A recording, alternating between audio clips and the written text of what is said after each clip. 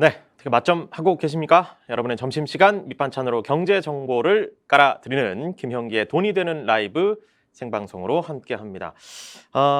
저희가 주말 사이에 벌써 2,000명이 넘는 구독자가 정말 사랑해 주신다는 표시를 해주고 계시고요. 또 실시간으로도 지금 2,000명 약간 안 되는 십수명이 보고 계십니다. 갑자기 한 분 나가셨네요. 자, 실시간 댓글도 열려 있으니까요. 혹시 보시다가 궁금한 점 있으시면 바로바로 남겨주시면 저희가 한번 답변 드려보도록 하겠습니다. 자, 오늘 해외 경제 소식부터 살펴볼 텐데요. 임선욱 캐스터와 함께합니다. 어서 오십시오. 안녕하세요. 자, 오늘도 굉장히 좀 피곤한 표정. 예, 피곤한 월요일입니다. 참 이 주말이 가뿐하게 지나갔으면 좋겠는데 날씨도 그렇고 또 주말 사이에 글쎄요 호재라고 할 만한 소식들도 많지는 않았던 것 같고요. 뉴욕 증시부터 한번 살펴보죠. 어떻습니까? 이제 뉴욕 증시는 경기 침체 우려 속에도 그래도 지난 금요일장 하반기 첫 거래를 맞아 상승 마감했습니다. 이제 개장 초 오름세를 보이다가 하락한 뒤 이제 반등세를 보이는 등 좀 큰 변동성을 보였는데요. 다우 1.05%, S&P 500 1.06%, 나스닥 0.9% 오르며 상승 마감했습니다. 다만 주간 기준으로 보면 약세 흐름을 여전히 벗어나지 못하는 모습을 보여줬는데요. 이제 지난 금요일을 기점으로 지수 반등세가 이어질 수 있을지가 이번 주 관전 포인트가 될 것 같습니다. 네. 그래서 이제 투자자들은 경제 지표 움직임에 주시하고 있는 모양새인데요. 최근 발표되는 경제 지표들이 부진하게 나오면서 이제 경기 침체 우려가 커지고 있는 상황이지 않습니까? 그래서 이날 발표된 6월 S&P 글로벌의 미국 제조업 구매 관리자 지수 PMI가 52.7을 기록하면서 거의 2년 만에 최저치를 경신했습니다. 이날 수치는 전월 57에서 큰 폭으로 하락해 2020년 7월 이후 가장 낮은 수준을 보였습니다. 몇 월 이후 가장 낮은 수준 이 얘기 참 많이 들으셨을 텐데 현재 상황이 그렇습니다. 앞으로 이게 뭐 뉴노멀이 될 것이다 이런 얘기도 하고 있는데 단단한 마음의 준비를 하고 계속해서 상황 예의주시하면서 이 상황에서 뭐 이 박스권 안에서도 어쨌든 뭐 어떤 그 전략들을 세워서 좀 대응을 해야 될 테니까요. 미국 경제 그러다 보니까 아무래도 이미 침체에 빠졌다는 분석 기사들도 많이 있는 것 같아요. 네, 어떻습니까? 맞습니다. 그간 지난 뭐 한 달 동안 경기 침체에 빠졌는지 아닌지 둔화인지 뭐 둔화인지 계속해서 여러 가지 감로글박이 오가고 네. 있는데요. 이제 지표들이 악화하면서 올 상반기 미국 경제가 이미 침체에 빠졌다라는 주장도 나오고 있습니다. 이제 애틀랜타 연방준비은행은 2분기 국내 총생산 전망치를 더욱 낮춰 잡았는데요. 이제 실시간으로 미국의 국내 총생산 전망을 집계하는 이 GDP 나우에 따르면요. 미국 2분기 GDP 성장률 전망치는 1일 기준 마이너스 2.1%로 내다봤습니다. 이제 전날 마이너스 1%에서 추가 하락한 건데 이제 관측대로라면 미국이 두 개 분기 연속 역성장하게 돼 이제 이론상으로 경기 침체로 간주하게 됩니다. 지금 상황이니만큼 경기 침체에 빠졌다는 분석들도 많이 나오고 있는데 이 얘기 침체라는 단어 자체가 좀 약간 우울하게 만듭니다. JP 모건도 경기 침체 입장을 밝혔습니다. 네, 맞습니다. 이제 그동안 미국 경제 이제 상대적으로 낙관적 시각을 유지하던 JP 모건도 2분기 전망치를 낮춰 잡았는데요. 이제 기존 2.5%에서 1%로 낮췄습니다. 그러니까 역성장까지는 아니더라도 이제 경기가 빠르게 둔화할 것으로 내다본 것을 의미하는데요. 네. 이제 그러면서 경기 침체가 위험할 정도로 가까워지고 있다라는 분석을 내놨습니다.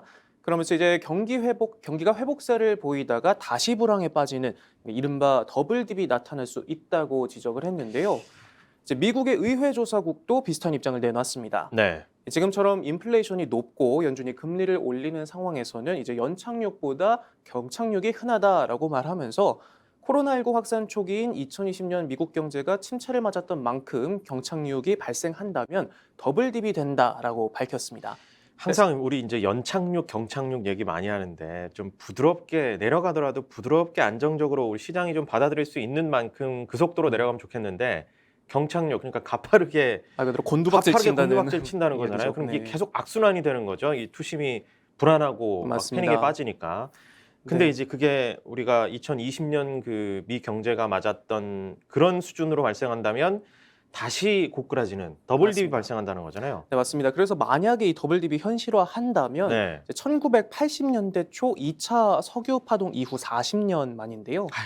그러면서 네. 이제 의회 조사국은요, 또 경착륙을 우려해서 금리를 빨리 올리지 않으면 이제 고물가 속에서 실업률이 높아지는 스태그플레이션이 위협이 높아질 수 있기 때문에 연준의 고민이 깊어지고 있다라면서 이제 딜레마에 빠져 있다라는 분석을 내놓았습니다.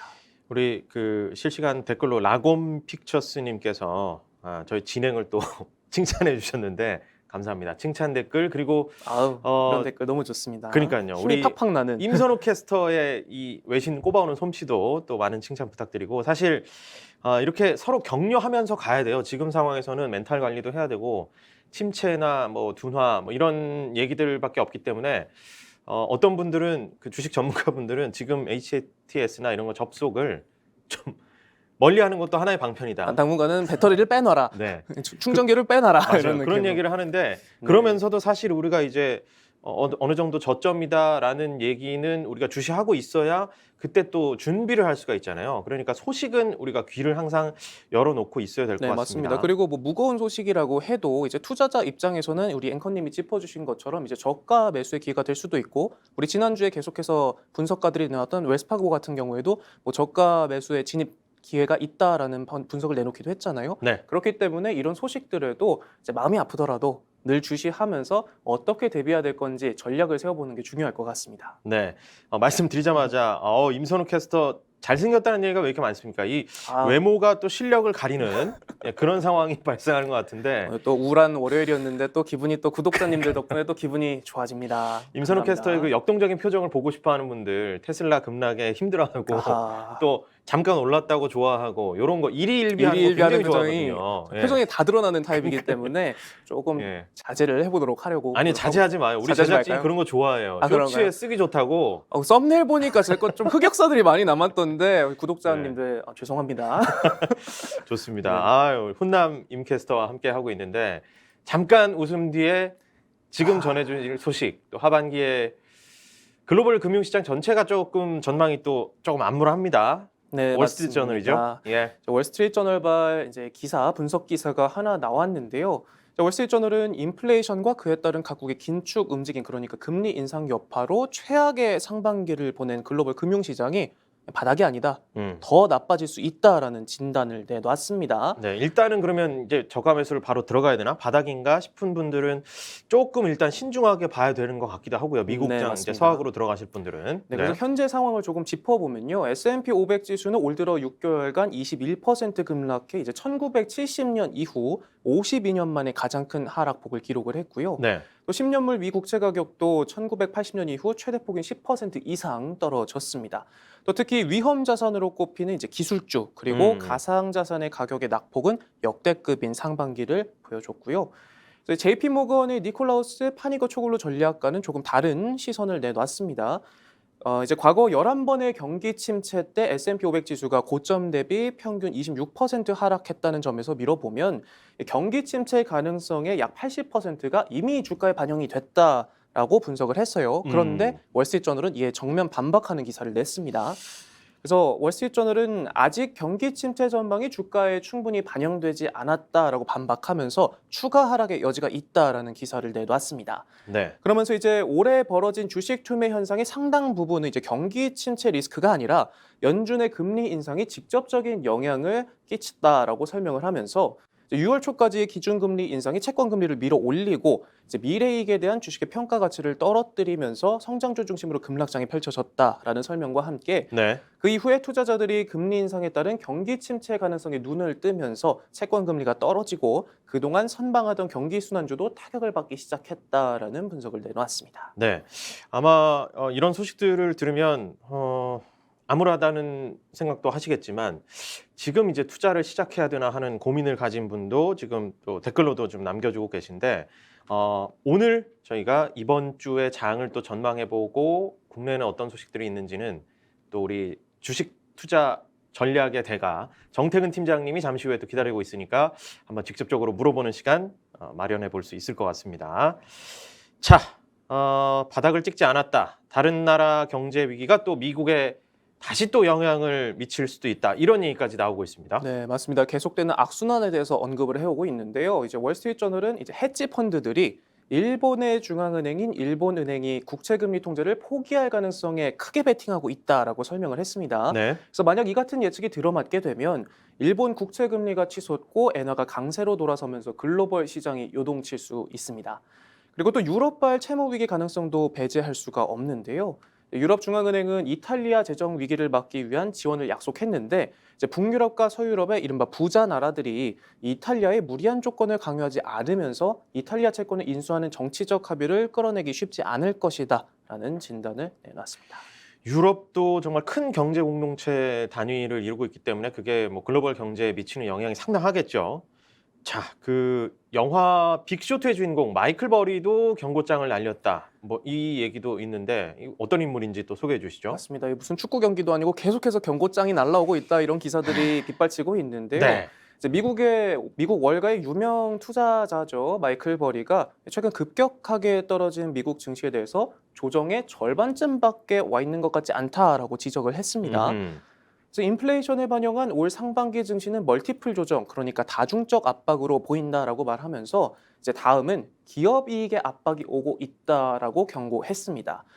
다시 말해 상반기 조정은 과잉 유동성으로 높아진 주식 시장의 멀티플이 제자리를 찾는 과정에서 발생했다면 네. 이제 앞으로는 기업 실적 둔화에 따른 추가 주가 조정이 있을 것이다라는 말인데요. 네. 그래서 버리는 최근 증시를 이제 추락하는 비행기 같다라고 언급을 하면서 이제 세계 최대 빅테크 기업이죠. 애플의 대규모 순매도 그러니까 하락에 옵션 베팅을 하기도 했습니다.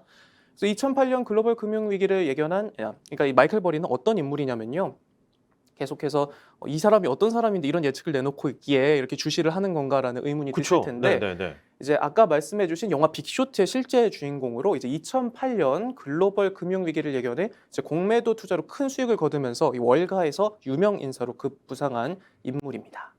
아니 사실 뭐 이분이 과거의 경력으로 보면 굉장히 신빙성 있는 말을 또 하고 있는 것 같지만 이거 신의 영역 아닙니까? 이게 어떻게 될지는 어디가 바닥인지 알면 다 부자가 됐겠죠. 근데 맞습니다. 이분은 또 그 추락하는 것에 대규모 품매도 옵션을 걸어서도 했으니까 사실 뭐 본인도 어쩌면 자기 발언 영향력으로 뭔가를 또 자기가 이익을 차리려고 이렇게 얘기를 했을 수도 있는 거예요. 괜히 한번 의심해 보자면. 맞습니다. 그러니까 우리가 그리고 이제 앵커님의 지적처럼 이 마이클 버리가 늘 승승장구하지만은 않았어요. 그쵸. 과거에 이제 테슬라에 또 풋옵션 계약을 했다가 대폭 또 쪽박을 차기도 했거든요. 분명히 실패하고 틀린 네. 경우도 있을 겁니다. 그렇기 때문에 이제 네. 투자와 관련한 판단은 우리가 이런 정보들을 다 취합해서 맞습니다. 자기에 대한 믿음으로 그렇죠. 자기 하는 게 판단하에 맞지 해야 않을까. 사실은 뭐 후회도 자기가 하는 거고. 맞습니다. 대신에 항상 그 전태근 팀장님도 그리고 투자 우리 전략가들도 하시는 얘기가 이걸 가지고 지금 뭐 몇 개월 후에 이 돈을 써야 되는데 그런 돈으로 하면 안 되는 거잖아요. 맞습니다. 여유 자금 가지고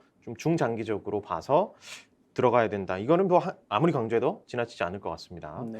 특히 이제 지금 서학 개미분들은 우리 외신 바로바로 따끈따끈하게 나오는 소식들 좀 주목을 해주시면 좋을 것 같고요. 자, 지난주에 주요 7개국 정상, G7 정상들이 러시아산 원유에 대한 가격 상한제 도입을 추진하기로 합의했습니다. 근데 이 조치가 또 유가 폭등으로 이어질 것이다. 이런 분석이 또 나왔다고요? 네, 맞습니다. 안 그래도 요새 주유소 가격 참 겁나는 상황인데 국제 유가가 더 오를 수 있다는 전망이 나오고 있습니다. 네. 이제 가격 상한제가 이제 실제로 도입된다면 이제 러시아가 보복 감산에 나설 수 있다라는 우려가 커지고 있는 상황입니다. JP모건은 만약 러시아가 하루 생산량을 300만 배럴 감축하게 되면 런던 브렌트유 가격이 현재 110달러 수준에서 190달러까지 치솟을 수 있다라고 전망을 했고요. 최악의 경우 하루 500만 배럴을 감산하면 유가가 현재 3배가 넘는 380달러까지 폭등할 수 있다고 내다봤습니다. 아하. 이게 그냥 흘겨들을 것이 아닌 게 이제 특히 러시아의 재정이 현재 탄탄한 상황이고 하루 500만 배럴 감축한다 해도 별다른 손해를 보지 않을 것이다라는 설명을 덧붙였거든요. 네. 그러면서 이제 국제에너지기구에 따르면 현재 러시아는 하루 원유 생산량을 1000만 배럴을 만들어내고 있는데 전 세계 10%를 차지하고 있는 만큼 이제 여파가 클 것으로 보입니다. 일단 이 가격 상한제 도입을 추진하는 그 배경이 뭔지 좀 궁금합니다. 네, 이제 러시아의 우크라이나 침공 이후에 그간 서방국들의 제재로 러시아산 원유 공급이 줄면서 국제 유가가 크게 오른 상황입니다. 그런데 이 같은 상황이 오히려 러시아에 득이 됐다는 분석이 나오면서 네. 앞으로 러시아 원유를 수입할 땐 일정 가격 이상 지불하지 않기로 하는데 합의를 한 겁니다. 그래서 미국을 비롯해 이 주요 7개국의 합의 내용을 발표한 뒤에 제3국, 민간 등과 협의해 필요한 조치를 검토하는 중인데요. 제니 옐런 재무장관도 우리나라를 언급하면서 동참 방안에 대해 협의하고 있다라는 기사가 나오기도 했고요. 이에 대해 추경호 경제부총리도 취지를 이해한다라고 반응하면서 구체적인 실행 방안이 나오는 대로 공유해달라라고 미국에 요청한 바 있습니다. 네, 진짜 이 지금 실시간 댓글로도 기름 넣는 게 무섭다. 이거 뭐 자전거 타고 다녀야 되냐. 이런 얘기들 나올 만합니다. 예. 맞습니다. 지금 기름값이 2,000원이 예전에는 고급류도 2,000원이 안 됐었는데 일반 휘발유가 2,000원을 넘어간 상황이에요. 그러니까요. 지금 뭐 유류세 인하해서 뭐 몇십 원씩 내리긴 내렸지만 크게 지금 너무 올랐다 보니까 체감도 안 되는 수준이어서 이거 맞습니다. 아마 각국이 다 비상 대책을 세우고 있는 상황들인데 뭐 이런 그 주요 정상들도 모여서 유가 대책을 또 세우고 있고요. 더 오를 수도 있다는 좀 전망 그리고 마음의 준비를 하셔야 될 것 같고요. 자, 기업 소식으로 넘어가겠습니다. 테슬라 2분기 차량 인도량이 예상대로 크게 줄었다고요. 네, 맞습니다. 우리 테슬라, 마음 아픈 테슬라 계속해서 이야기하면서 그러니까요. 계속해서 뭐 중국 상하이 봉쇄 조치로 인한 공장 뭐 폐쇄 여파 등은 계속 이야기해 왔는데 네. 예상대로 실적이 좋지 않게 나왔습니다. 이제 중국의 코로나19 봉쇄 조치 여파로 테슬라의 올해 2분기 차량 인도량이요 1분기와 비교해 18% 가까이 감소한 것으로 나타났는데요. 지난 4월부터 6월까지 고객에게 인도한 전기차 수는 25만 4천여 대로 1분기보다 5만 5천 대 넘게 감소한 것으로 나타났습니다. 이제 테슬라 측의 설명을 들어보면 월간 기준으로는 역대 가장 많은 차를 만들었다라고 했는데 상하이 공장 폐쇄와 공급망 문제 같은 변수에 어려움을 겪었다라고 설명을 했습니다. 그래서 테슬라는 지난 2년 동안 매분기 인도량을 늘려왔는데 중국의 봉쇄 조치 여파로 기록 달성이 중단이 됐습니다.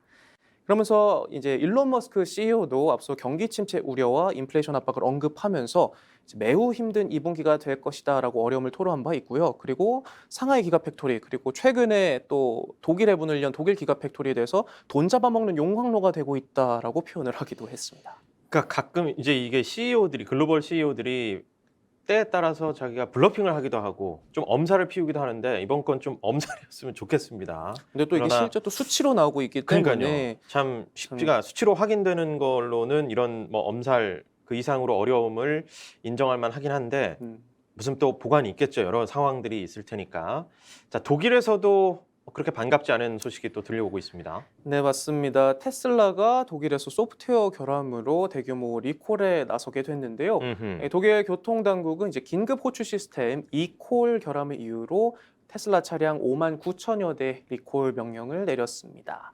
그래서 이렇게 공급망 문제부터 기술 결함 논란까지 겹치면서 테슬라의 고민이 좀 깊어지는 상황인데요. 네. 오는 20일 발표될 2분기 실적에 관심이 모아지고 있습니다. 일단 뭐 리콜은 더 건강하게 더 안전한 차를 생산하기 위한 하나의 또 아픈 주사라고 생각하면 야 너무 희망외로운 거야 지금. 그런데 올 들어 주사를 너무 너무 많이 맞았어요. 주사 때문에 엉덩이가 놓을 아플 데가 없을 것 만큼 같아요. 너무 많이 나와서 그러니까요.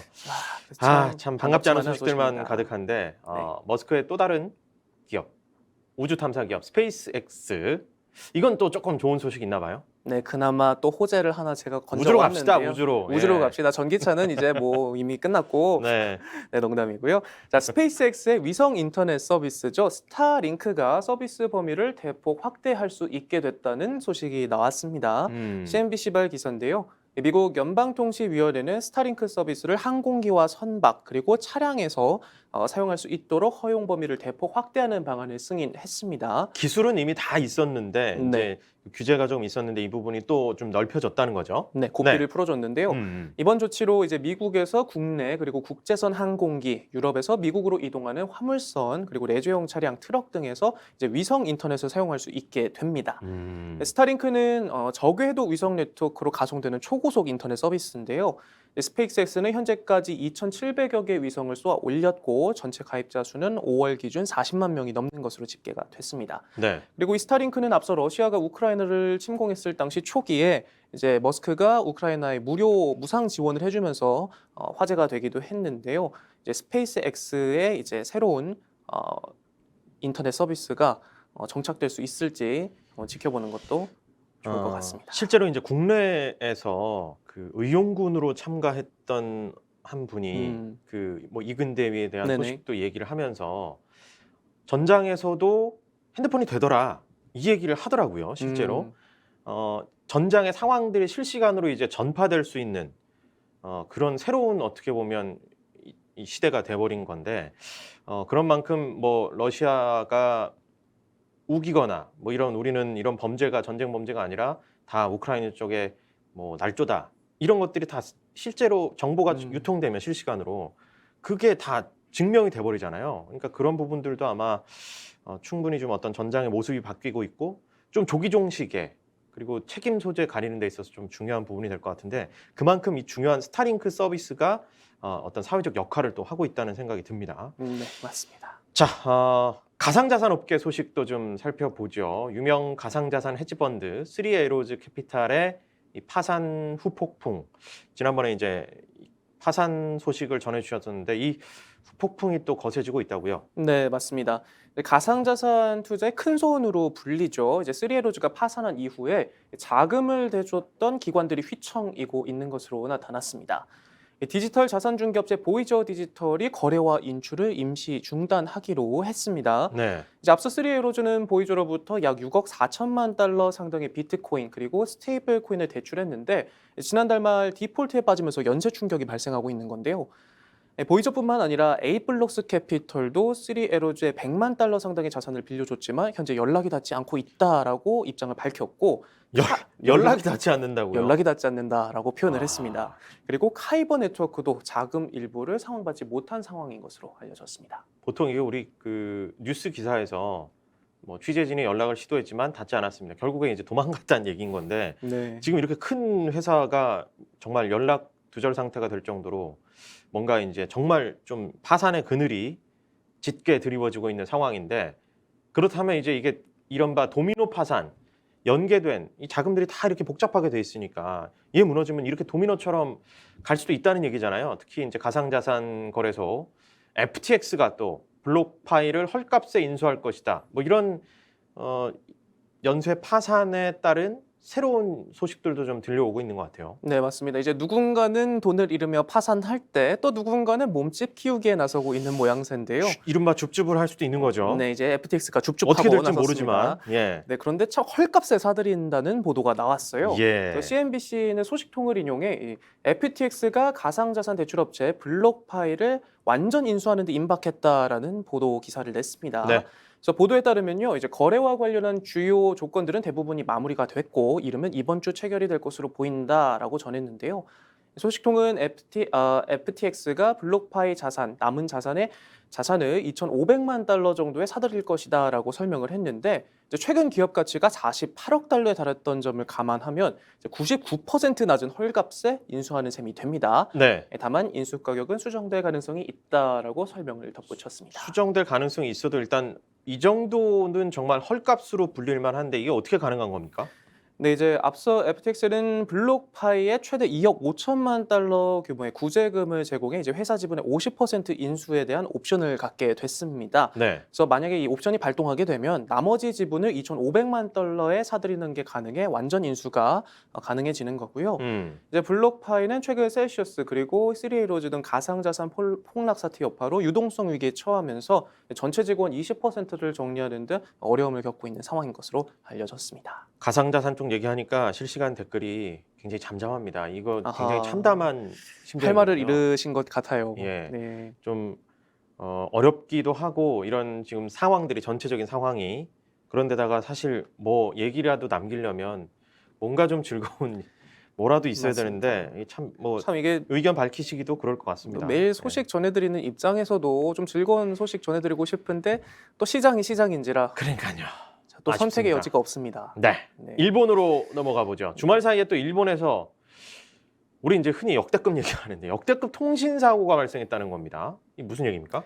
네, 니혼 게이자이 신문발 보도인데요. 네. 이제 주말 사이 일본 3대 이동통신사 중 하나죠. KDDI 통신망에 장애가 발생해 최악의 통신 대란이 벌어졌다라는 기사가 나왔습니다. 예. 그래서 2일 오전 1시쯤 일본 전역에서 문제가 발생했는데요. 24시간 넘게 지속된 장애로 3,900만 명 이상이 영향을 받았다고 합니다.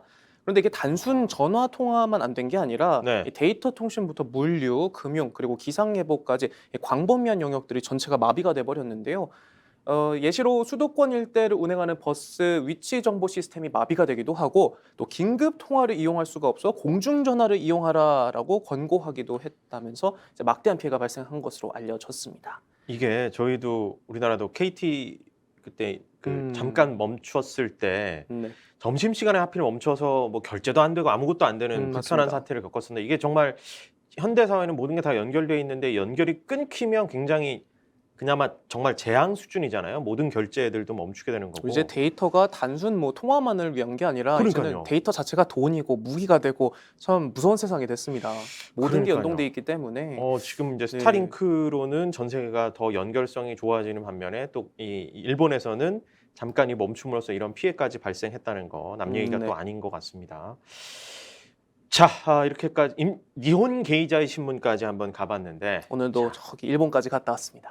임선욱 캐스터, 또 이제 타이틀만 또 조금 준비를 해오셨죠. 그나마 우리가 또 다양하게 또 다양한 반찬들을 또 전달을 해드릴 텐데 네. 이 중에서 조금 얘기해보면서 재미난 것들 한번 딱 하나 골라가지고 조금 더 얘기를 들어보죠. 딱 어떤 거 하나만 있습니까? 골라야 할까요? 우리 그러면 예. 구독자분께 한번 골라봐 달라고 한번 요청을 그러니까 해보죠. 천천히 한번 그러면 네, 읽어봐 헤드라인을 줄까요? 읽어드리고 듣고 자. 싶은 소식이 있는지. 자, 첫 어우, 번째 예, 쌍방향, 예, 네, 좋습니다. 그런 소통. 예, 네, 첫 번째 소식, 애플 일본에서 아이폰 가격 최대 20% 올려. 네, 자, 두 번째 소식, 제너럴 모터스 반도체 부족의 10만 대 미완성.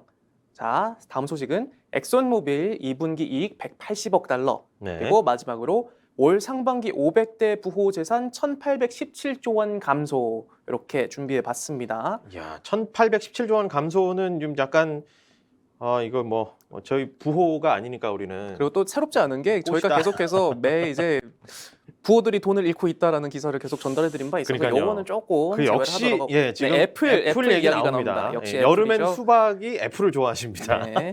자, 애플 소식 한번 들어보도록 하겠습니다. 좋습니다. 애플 소식 뭡니까? 네, 애플이 일본에서 주요 아이폰 모델의 가격을 일제히 올렸다는 보도가 나왔습니다. 역시나 니혼게이자 신문발 기사인데요. 이거 뭐 자신감인가요? 왜 올리지? 예. 참 안타까운 소식입니다. 네.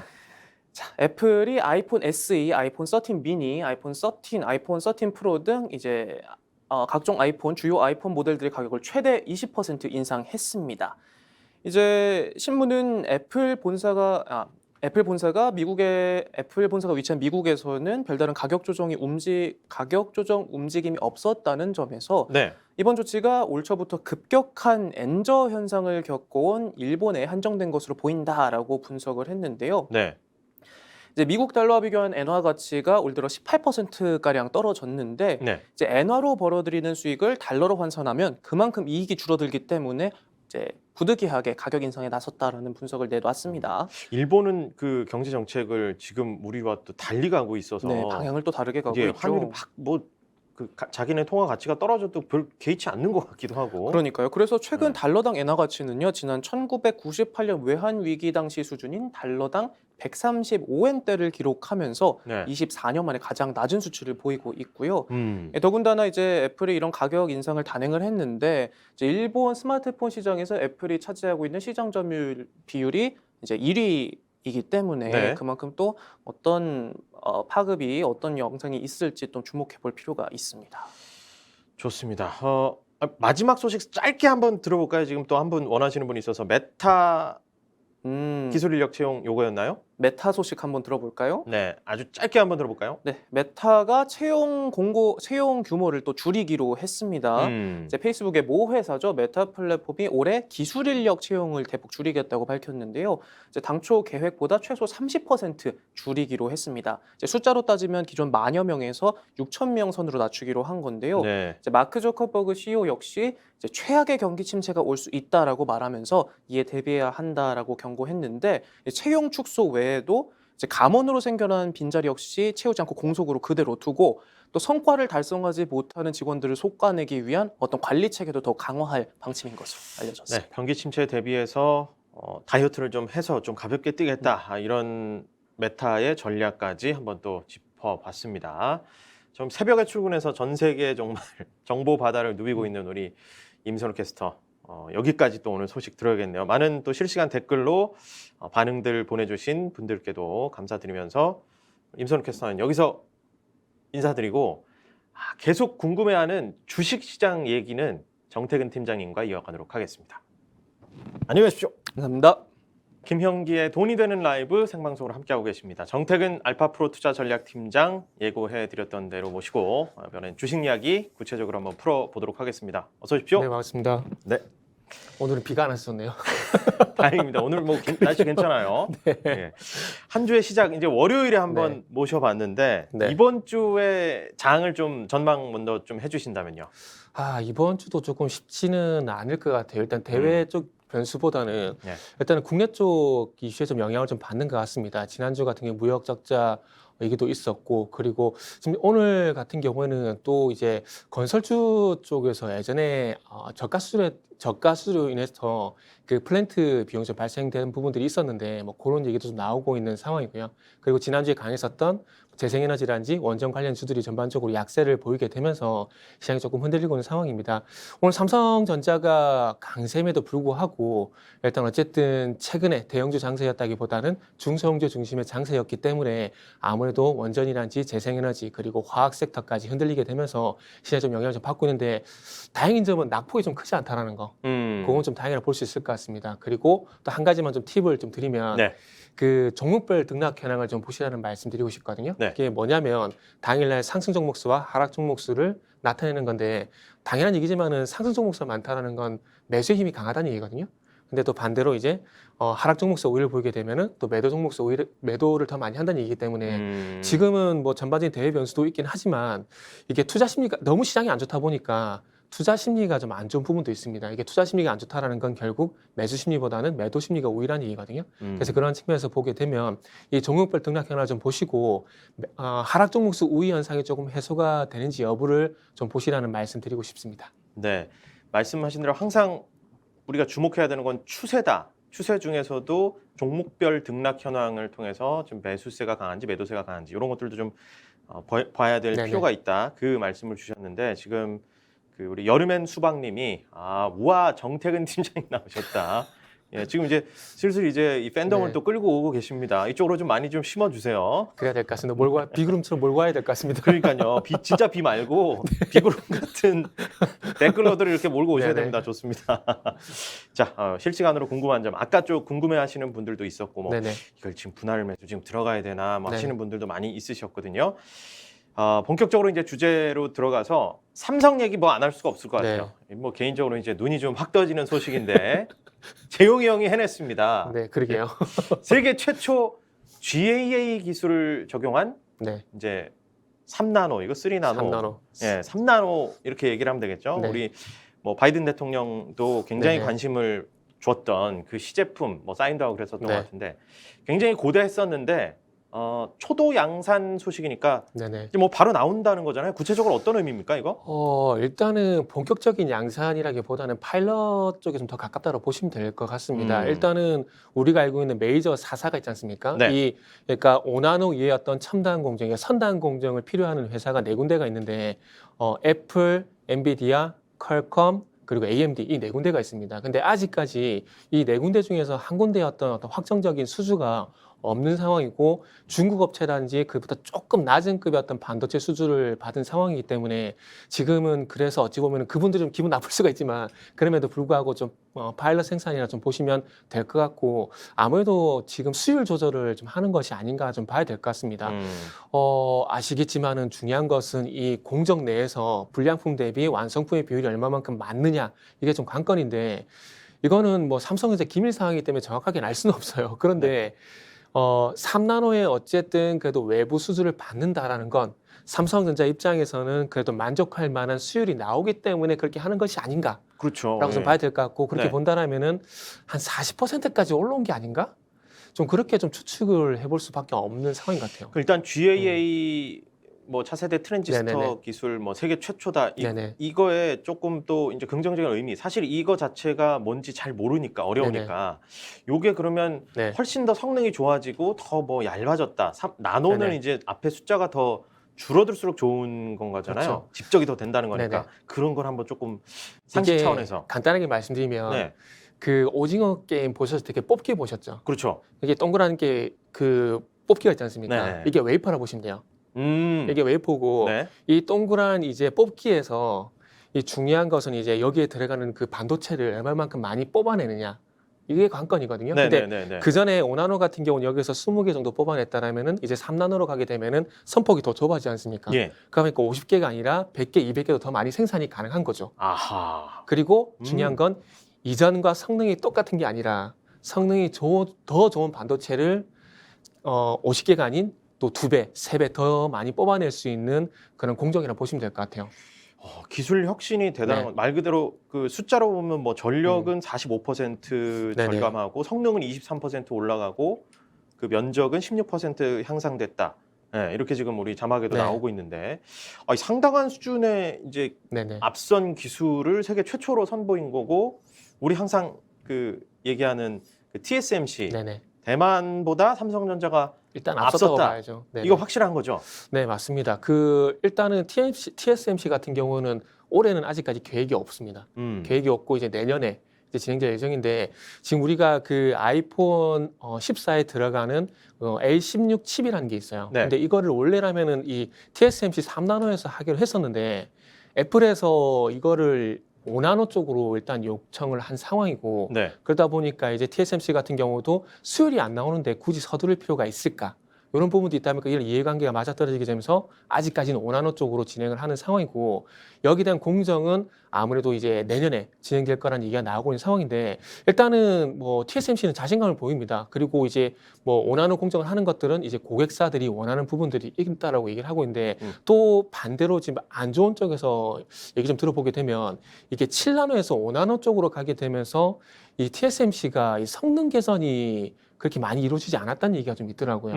그러다 보니까 어찌 보면 이게 공정의 한계가 온 것이 아닌가라는 그런 얘기가 조심스럽게 나오고 있는데 이것도 아마 TSMC가 아마 3나노가 나와봐야 또 확인이 될 것 같아요. 될 것 같고 그리고 좀 이거 그 3나노 공정을 또 서두르지 않는다라고 하는 건 또 뭐 때문에 그러냐면 가장 큰 건 돈 문제입니다. 돈 문제예요. 그 우리가 이전에 그 바이든 대통령이 그 삼성 공장 방문했을 때 그 3나노 웨이퍼라고 거기에 사인했지 않습니까? 그게 3나노죠. 네, 그게 3나노 웨이퍼거든요. 예, 예, 예. 그게 하나 얼마인지 아세요? 얼마? 4,900만 불이에요. 거기다 사인해도 됩니까? 사인하면 못 쓰는 거 49,000불이고 우리나라 49,000 불, 예. 우리나라 돈으로 5천만 원이 넘어가요. 그거 하나에. 예. 근데 두 개를 썼으니까 이재용 부회장이 1억을 쏜 거나 마찬가지예요. 1억을 그냥 한번 날린 거나 사인해보고 싶다. 네, 마찬가지예요. 예. 근데 뭐 카드 네. 결제 영수증이나 이런 데다 사인하지 우리가 뭐 그런 그러니까 1억짜리에다가 사인을 과감하게 하기 참 쉽지 네. 않은데. 네. 근데 제가 그걸 왜 말씀드리냐면 네.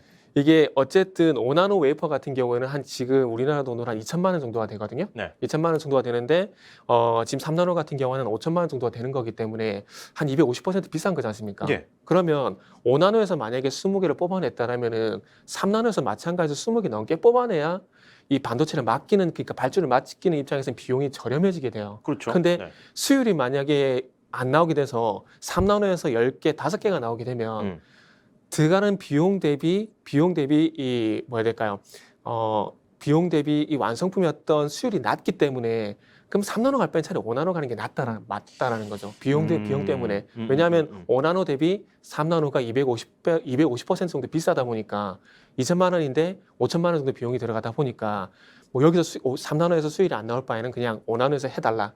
그래서 애플이 그래서 TSMC a A16 칩을 5나노로 해달라고 했던 그런 이유도 된다고 보시면 될 것 같아요. 아니 그 사실 이제 시제품에서 양산 단계로 어쨌든 넘어갔다는 네네네. 소식이니까 그냥 일반 투자자 입장에서 이거 뭐 게임 끝 아닌가? 네. 그냥 뭐가 더 남았을까? 심지어 이제 우리 또 실시간 네. 댓글로도 그럼 삼성전자 지금 사도 되는 거 아니냐? 10만 전자 가나요? 하면서 지금 라곤 픽처스님도 네. 굉장히 좀 기대감을 나타내는데 네네. 여기에 뭐 어떻게 찬물 끼얹으실 거예요? 아니요.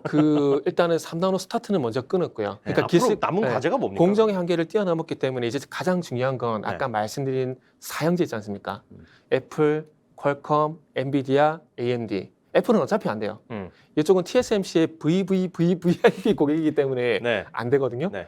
그리고 이제 엔비디아 같은 경우에는 이제 그 TSMC 쪽으로 우리나라 돈으로 한 10조 정도 선수금 보낸 게 있기 때문에 못 와요. 하하. 그래서 지금 퀄컴하고 이제 AMD 사주는 데가 사줘야 되는 거니까. 네, 이 두 회사가 남았는데 네. 이 두 회사의 수주를 받았다는 얘기가 나오게 되면은 제가 봤을 때 그때 주가가 간다라고 좀 보는 게 맞을 것 같아요. 지금 퀄컴이 그 스냅드래곤 8 1세대 이거를 삼성전자 4나노 쪽으로 맡겼었는데 네. 이게 수율하고 그거 기억나시죠? 고스 사태. 네. 그 두 개 때문에 스냅드래곤 8 1세대 플러스를 TSMC 쪽으로 줘버렸거든요. 근데 이번에 그 퀄컴이 TSMC 쪽에 가격을 너무 많이 올리다 보니까 그리고 애플만 너무 좀 편애를 하다 보니까 네. 이 스냅드래곤 8 2세대는 삼성전자 쪽으로 줄 가능성이 높다. 이런 얘기들이 나오고 있거든요. 그래서 만약에 퀄컴이 이제 삼성전자 쪽으로 줬다라는 얘기가 나오고 AMD도 3나노 GPU를 또 수주를 했다는 얘기가 나오게 되면은 네. 그때 삼성전자 좀 움직이지 않을까 생각이 들어요. 실제로 이제 네. 이 뭐 첨단 기술이 초도 양산 체제를 네. 갖추는 것도 물론 이제 중요하지만 그렇죠. 실제로 구매처에서 이만큼 이걸 사느냐, 실제 네네. 매출이 발생하느냐, 이게 이제 좀 검증이 돼야 되는 부분이 그렇죠. 남아 있는 것 같은데 중국을 지금 굉장히 견제하고 있는 미국도 그렇고 네. 일단 해외 반도체 시장 반응도 좀 같이 지켜봐야 될 것 같아요. 말씀하신 네. 실제 해외에서 바이어들이 이걸 네네. 좀 살만한가 이런 거 시장 반응 어떻습니까? 참 아깝게도 예전에 그 7나노에서 네. 한번 실수한 적이 있어가지고 고객사들이 지금 반신반의하고 있어요. 반신반의하고 신뢰 회복에 있어가지고 시간이 좀 걸리는군요. 네, 그렇죠. 이번에 그래서 파일럿 공정에서 네. 얼마만큼 또 수율을 만들어내고 그리고 이제 내년 같은 경우에 이제 삼성전자 엑시노스 2300을 이 3나노에서 이제 생산할 예정이거든요. 예. 그렇게 진행하게 되면서 생각보다 괜찮네? 라는 인식이 들어가게 되면 이제 AMD가라든지 퀄컴 같은 경우 이제 빠르게 이제 수주를 가능성이 높겠죠. 네. 그런데 또 중요한 건 물량이 좀 많아야 됩니다.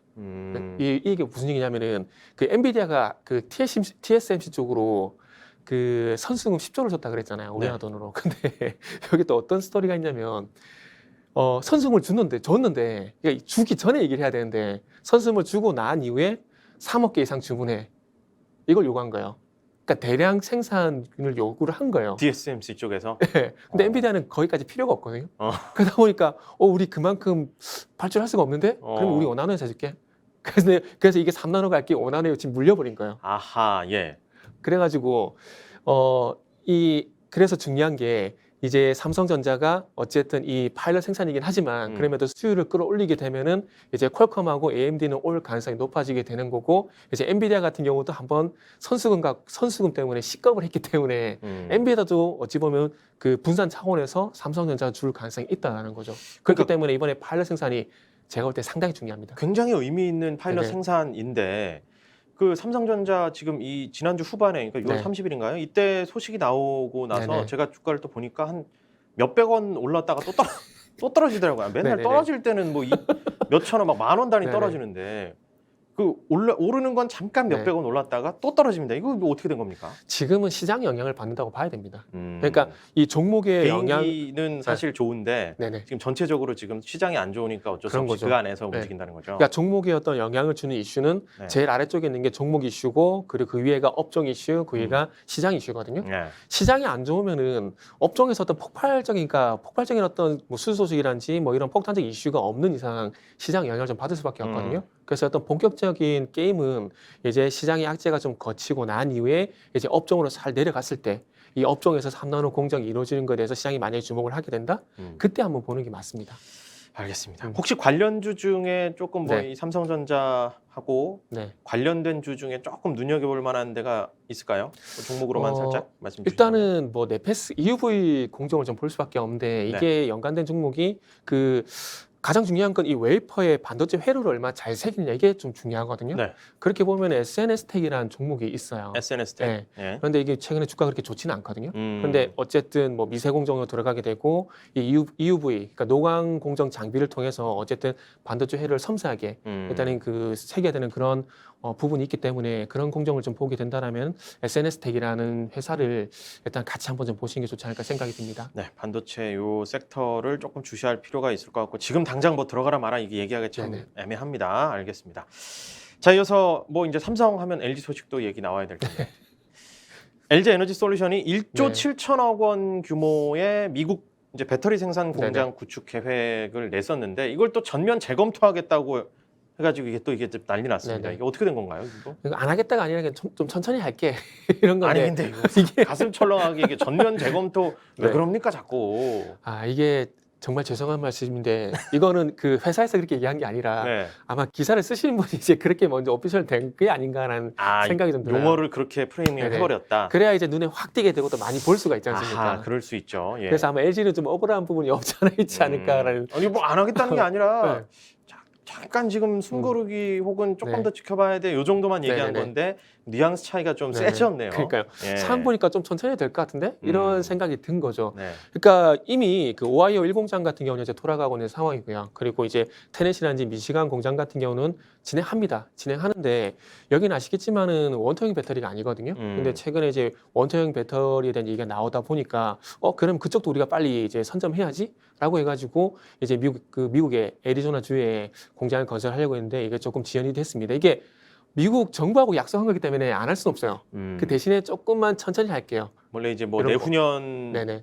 하반기쯤에는 이제 완전 한다 완공이 했었는데 돼야죠. 네. 이게 조금 이제 밀릴 수 있다라고 이제 네네. 공식적으로 언급을 한 건데 자 원인이 뭔지 조금 또 설명을 해주셔야 될 것 같아요. 일단은 두 가지 측면에서 봐야 되는데 일단 네. 첫 번째는 이제 애리조나 주에 있는 그 루시드라든지 이런 전기차 업체들 동향을 좀 살펴봐야 되는데 지금 계속해서 이 루시드라든지 이런 그 리비안 같은 회사들이 비용을 현재 많이 이제 투입을 하고 있는 상황인데 지금 비용 대비 효율이 현재 안 나오고 있는 상황입니다. 그러다 보니까 자칫 얘네들이 이렇게 비용을 투입해가지고 이렇게 투자를 하고 있는데 이게 결국에는 이게 판매까지 이어지게 되고 이게 수익이 나야 되는데 과연 이걸 얼마만큼 버틸까?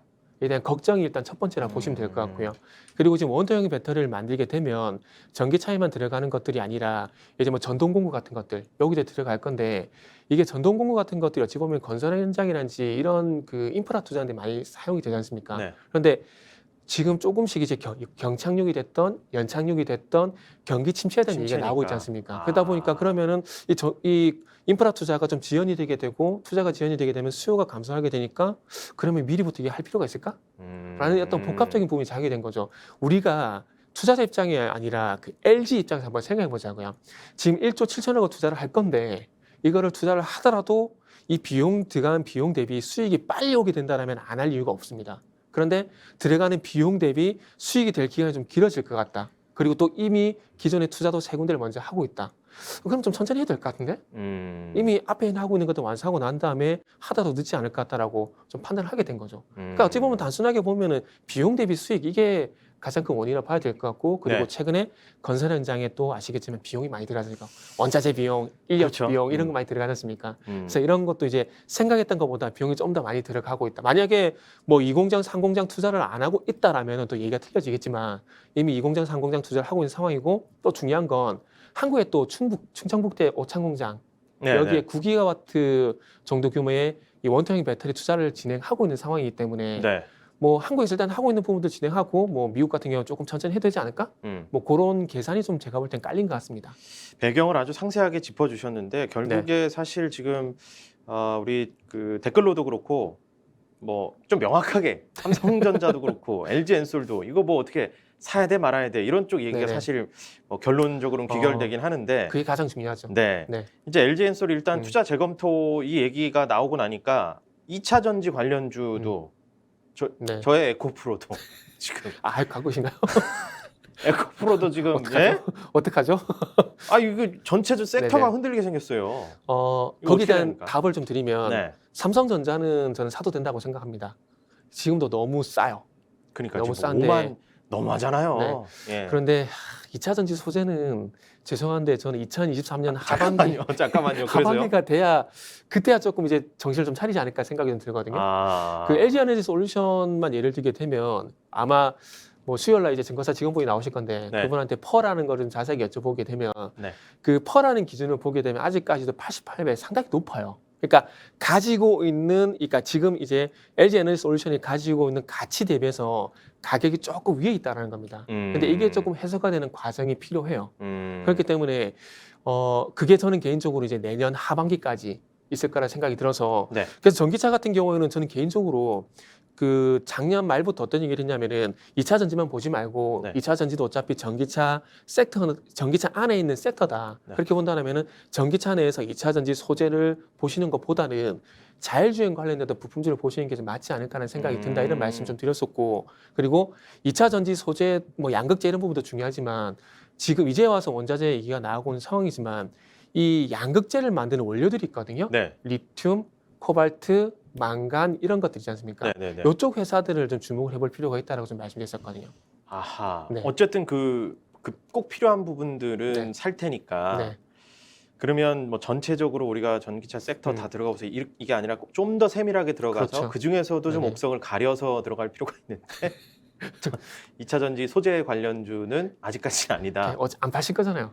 그렇죠. 아니 네. 뭐 저는 장기적으로 제가- 되니까 괜찮습니다. 그리고 제가 첫 시간에도 네. 말씀했지만 오렌 버핏보다 시간은 부자세요. 그렇죠. 네. 시간 많습니다. 그러니까요. 예, 네. 그냥 안 보면 됩니다. 조금 이거는 무책임한 얘기는 아니고요. 예. 뭐 그렇게 생각하시는데 오해하지 마시고 네, 어쨌든 팔지 않으면 손해는 아닙니다. 그렇죠. 그리고 이 업황이라는 게 사이클이 있거든요.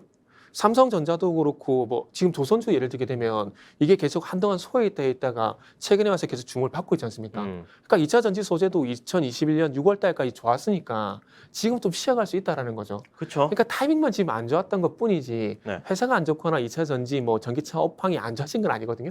그렇기 때문에 조금 뭐 워렌 버핏보다 시간은 우리가 부자기 때문에 뭐 결국엔 수익 나면 되지 않습니까? 우리가 수익 내려고 하는 거잖아요. 그렇죠. 이렇게 짧으면 좋겠지만은 어쩔 수 없이 조금 긴 관점에서 그러니까 좀 기다리시면 될 것 같아요. 버티는 네. 전략 그리고 그런 어떤 뚝심 네네. 이게 이제 주식 투자자들한테 꼭 필요한 부분인 것 같은데. 저도 아까- 하이닉스 있습니다. 저도 하이닉스 있어요. 갑자기 또 좀 안심이 되네요. 네. 좋습니다. 아까 말씀하신 뭐 리튬, 인산철 네네. 이런 거 만드는 그런 곳은 구체적으로 어떤 종목을 좀 눈여겨볼 수 있을까요? 지금 현재 그 종목 말씀드리면 코스모 신소재. 코스모 신소재. 네. 예. 네, 코스모 신소재가 그 미국 쪽 리튬 회사 리튬 유통권을 확보를 했어요. 그렇기 때문에 네. 거기에 좀 주목을 해보면 될 것 같고, 그리고 이제 고려아연 요 같은 게 고려아연. 전구체 사업을 해요. 그러니까 음, 양극재가 뭐냐면은 그 니켈, 코발트, 망간을 믹싱 시켜가지고 이거를 섞은 게 전구체예요. 예. 거기다가 플러스 리튬을 또 여기다가 믹싱을 하게 되면은 그게 양극재거든요. 그렇기 때문에 양극재 아래단을 보게 되면 전구체, 그러니까 양극재가 원료가 되는 전구체 사업을 이제 고려아연이 진행을 하기 때문에 그래서 뭐 전구체 관련돼서는 고려아연 보시는 게 좋지 않을까 생각이 들고, 그다음에 이제 포스코 케미칼 이런 것들이 있는데 지금 포스코 케미칼은 양극재 관련해서 주가가 좀 많이 올랐기 때문에 일단은 뭐 이제 그나마 좀 말씀드릴 수 있는 종목은 이제 코스모 신소재하고 방금 말씀 고려아연 정도 말씀드릴 수 있을 것 같고요. 그리고 이제 자율주행 쪽으로 어차피 좀 볼 수밖에 없는데 뭐 자율주행 쪽으로 이제 보게 되면 이제 라이다라든지 카메라 이쪽을 좀 볼 수밖에 없는데 그쪽을 좀 보게 된다라면 뭐 캠시스 이런 종목들, 그리고 현대차 밴더 쪽으로 보게 되면 MC넥스가 이제 1차 밴드가 될 가능성이 있어요. 그래서 지금 주가 좀 많이 안 좋은 상태인데 앞으로 만약에 자율주행 관련돼서 이제 카메라 모듈이라든지 레이더, 라이다 이쪽이 부각이 되면 네. 방금 말씀드린 종목들 한번 보시면 좋을 것 같습니다. 오늘 뭐 많이 쏟아져 나왔습니다. 지금 그러나 이미 제가 들어가 있는 거하고 상관없이 다른 얘기를 하셔서 마음은 좀 쓰리지만 여러분께는 좀 도움이 됐으면 좋겠습니다. 실시간 댓글로도 네. 꽤 많은 분들이 삼성을 좀 사야겠다, 이제 네. 장기 투자로 좀 들어가야겠다, 이렇게 좀 말씀들 주고 계시고 LG 엔솔은 이거 아니다. 네. 죄송합니다. 알겠습니다. LG 엔솔은 맨 처음에 그 공모가 대비 이제 수익 처음에 막 따상까지 네네. 가지는 않았지만 네네. 상당히 관심 받고 굉장히 유망해 보였는데 네. 지금 이제 상황에서는 조금 좀 숨고르게 하면서 지켜봐야 되는 상황인 거고. 그리고 네. 저는 개인적으로 그 신규 IPO하는 종목도 있지 않습니까? 네. 그 종목들은 특별한 이슈가 아니라면은 상장하고 난 다음에 6개월 뒤에 좀 보시라고 말씀을 드리거든요. 진가는 그때 이제 네네. 실제 실력은 왜냐하면은 IPO를 진행하게 되면 기업 가치를 끌어올려야 되잖아요. 그래야지 공모가가 올라가지 않습니까? 그래야지 기업 입장에서는 또 많은 자금들을 조달을 할 수가 있거든요. 이게 무슨 얘기냐면은 이 공모 가격을 올리기 위해서 이 회사가 가지고 있는 모든 가치를 연끌을 해가지고 공모가에 다 밀어넣어요. 그러다 보니까 기대감을 막 심어줘야 그렇죠. 되니까. 그래야지 공모가가 올라가기 소위 말하는 따상 이런 현상도 나오니까 이걸 다 밀어였거든요. 이 얘기는 즉슨 뭐냐면은 그러면 이제 상장하고 난 다음에 진짜 폭탄 같은 어떤 이슈가 있는 게 아니라면은 이미 공모가에 이 회사가 가지고 있는 모든 가치가 다 반영이 됐기 때문에 상장하고 난 다음에 주가가 오히려 힘들어진 경우가 상당히 많아요. 그래서 이런 것들은 좀 참고를 하시면 좀 좋을 것 같습니다. 그러니까 미래 가치를 네네. 잘 측정을 해야 되는데 네, 일반 그렇죠. 소비자, 우리 투자자들이 참 어려우니까 이렇게 전략 팀장님 모시고 얘기를 또 나눠보고 그 안에서도 우리도 참 공부를 많이 네네. 해야겠다는 생각이 듭니다. 뭐 반도체 그 구체적인 공정들을 네네. 우리가 좀 이해를 해야 이거 관련주들이 네. 이거는 괜찮고 이건 아니고 옥석을 좀 가릴 네. 수가 있으니까요. 오늘 또 실시간으로 해본 얘기까지 전달을 해드렸습니다. 자, 오늘 뭐 정태근 네. 팀장님 비를 다행히 오늘은 네. 근데 또 우산을 쓰시네요. 자, 아, 큰일이네. 예, 밖은 뭐 비가 네네. 올지 모르겠지만 우리에게는 비구름처럼 네. 댓글러들 많은 관심 가지신 분들이 네. 오시길 바라면서 많은 분들이 마지막으로 많은 분들이 오셔가지고 좋아요, 댓글, 구독, 알람 꼭 부탁드리겠습니다. 아 좋습니다. 어디 요새 네네. 다니시면서 스픽송보를 그렇게 많이 하고 다니신다고. 네, 여기저기 그냥 제가 스피커가 되고 있습니다. 감사합니다. 우리 형제 같은 정태근 팀장님 여기서 보내드려야겠네요. 네. 오늘 말씀 고맙습니다. 네, 오늘 감사합니다. 네. 자, 여러분의 점심시간 좀 알차게 도움되는 정보들 준비하고 있습니다. 오늘은 여기까지고요. 12시 20분 내일 경제정보 도시락 싸들고 다시 찾아오도록 하겠습니다. 함께해 주신 여러분 고맙습니다.